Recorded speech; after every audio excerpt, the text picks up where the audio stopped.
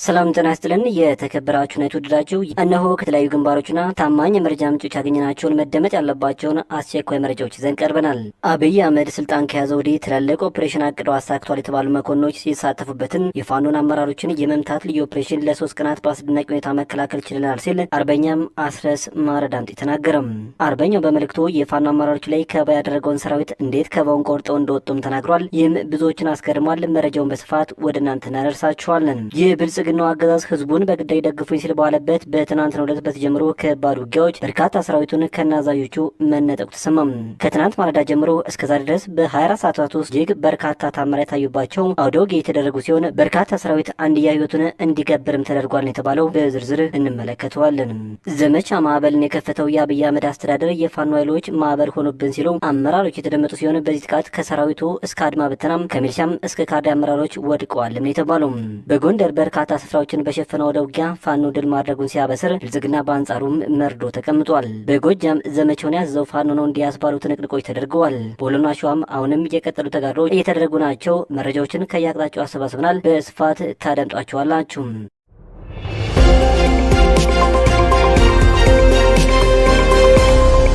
አብይ አህመድ ስልጣን ከያዘ ወዲህ ትልልቅ ኦፕሬሽን አቅደው አሳክተዋል የተባሉ መኮንኖች የተሳተፉበትን የፋኖ አመራሮችን የመምታት ልዩ ኦፕሬሽን ለ3 ቀናት በአስደናቂ ሁኔታ መከላከል ችለናል ሲል አርበኛም አስረስ ማረዳምጤ ተናገረም። በዛሬው ዕለት በጠዋቱ በተጀመረ የመልሶ ማጥቃት እንደተለመደው የቡድን መሳሪያን ጨምሮ ክላሽ እንደ ጉድ ያፈስንበትን ድል ተቀዳጅተናል ሲል የተናገረው አርበኛ አስረስ ማረም የአረመኔው ሰራዊት ቁንጮ አብይ አህመድ ስለከሸፈው ያስገድዶ ማሰለፍ እቅድ የህዝቡን ጆሮ በመያዝ በጎን ደግሞ በብርሃኑ ጁላና በለገሰ ቱሉ በኩል ሰበር ዜና ሊያስነግር የቋመጠበትን ኦፕሬሽን እንደ ጉም ነን ሰራዊቱን ገርፈንበታል ብሏል። ሰከላ ላይ በተሰራ ኦፕሬሽን በመቶዎች የሚቆጠሩ የአረመኔው አገዛዝ የግፍ እስረኞችን ማስለቀቅ ተችሏል ሲል የተናገረው አርበኛው ጠላት ለሳምንታት ያቀደው የኦፕሬሽን ከየዞች የተወጣጣ ኃይልም ስምሬት የያዘ ለመረጃ ሎጂስቲክስና ለተተኳሽ በርካታ ሚሊዮኖች የተበጀተለት ነበር ሲልም አክሏል። ሊከብ መጦ ቆራርጠን የከበብነው የአብይ አህመድ አረመኔ አገዛዝ ጠባቂም አንዲት መነኩሴን ጨምሮ 6 ንጹሃንን በመድፍ ድብደባም ከመግደሉ በስተቀር በወገን ላይ ይህ ነው የሚባል ጉዳት ሳያደርስ በመፈርጠጥ ላይ እንደሚገኝም በመጠቆም አርበኛም አስረስ ማረዳምጤ ንግግሩን ቋጭቷል።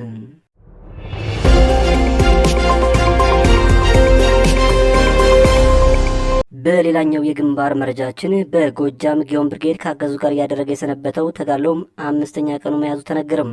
የብርጌዱ 5 ሻለቃዎች መብረቁ ሻለቃም፣ አባክስ ሻለቃም፣ ናደው ሻለቃም፣ ግጥም ሻለቃና ኃይለየሱስ አድማሱ ሻለቃ በመናበብና በመተሳሰር የብልጽግና ሰራዊት ኪሳራ እንዲያስተናግድም አስገድደውታል ነው የተባለው። በ4 ቦታዎች ማለትም በኮለል ድንጋይ ገበጣና አሽኳር በር በተባሉ ቦታዎች በዋለው ውጊያም ኮለል ቀበሌ የመሸገው ኃይል ኮለል ቅዱስ ገብርኤል ቤተክርስቲያንን ምሽግ አድርጎ የዋለ ሲሆን አባይ ምንጭ የመሸገው የብልጽግና አመራር ምስ ሲያስተናግድ ወደኋላ ለመሸሽም ተገዷል። በዚህ ውጊያ ከ250 በላይ እስረኛ ማስለቀቅ ተችሏል የሚሉት የመረጃው ምንጮች ከ10 በላይ ያገዙ ኃይል የተደመሰሰ ሲሆን ቁጥሩ ያልታወቀ ኃይልም ቆስሏል ብለዋል። በተጨማሪም ከ1000 በላይ የክላሽና የብሬን ተተኳሽ ተማርኳልም ያሉትም።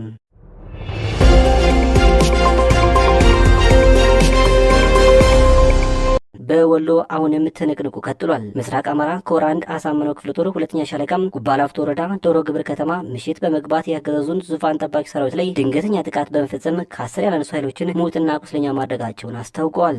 ከራያ አላማጣ ዋጃ መግቢያም ዋልካና ቆቦ ከተሞች ከባድ ምት ያስተናገደው ሰራዊት በተጨማሪም ባላሰበበት ሁኔታና ቦታም ከወልዲያ ከተማ በቅርብ ርቀት ጉባላፍቶ ወረዳም ዶሮ ግብር ከተማ ላይ ሌላ ከባድ ጥቃትን አስተናግዷልም የተባለው።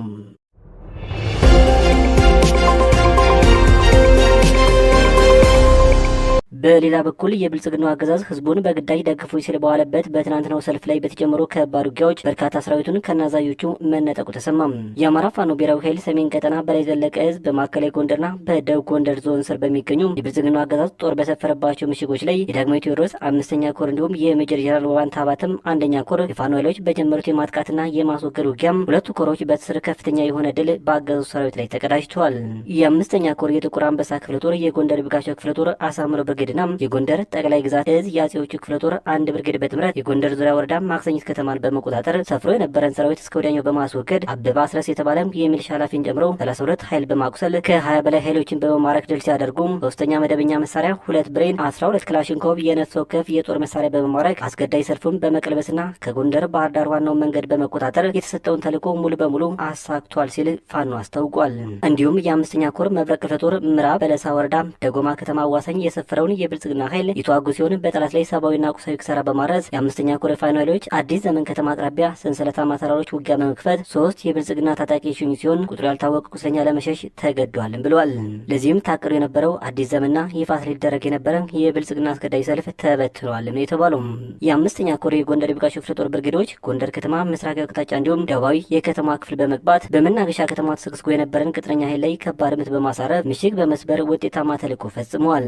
በተመሳሳይ ከመብረቅ ክፍለ ጦር አህዱ ጋር በመጣመር በበለሳ ላይ የመሸገውን ዙፋን አስጠባቂ ሰራዊት ኪሳራ ማድረሳቸውን አስታውቋል።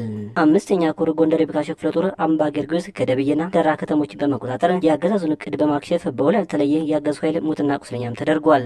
ከተሞቹ ከጎንደር ደባርቅ ዋና አስፓልት መንገድ ላይ የሚገኙ በመሆኑ ወታደራዊና ፖለቲካዊ ተልዕኮ ለመፈጸም ፋይዳቸው የጎላ እንደነበርም ተመላክቷል። የአምስተኛ ኮር ታደሎ ብርሃን ክፍለ ጦር ብርጌዶች ጎንደር ከተማ አስተዳደር ጸዳ ክፍለ ከተማ አጼ ቴዎድሮስ ኤርፖርት ዙሪያ ከንጋቱ 11 ሰዓት ተኩል ጀምሮ ከጠላት ጋር ብርቱ ፍልሚያ ያደረጉ ሲሆን ከ15 በላይ ኃይል መሬት ላይ በመጣል 20 ቁስለኛ በማድረግ አየር መንገዱ የበረራ ሽግሽግ እንዲያደርግ ያስገደደ ፍልሚያም ትናንት አድርገዋል።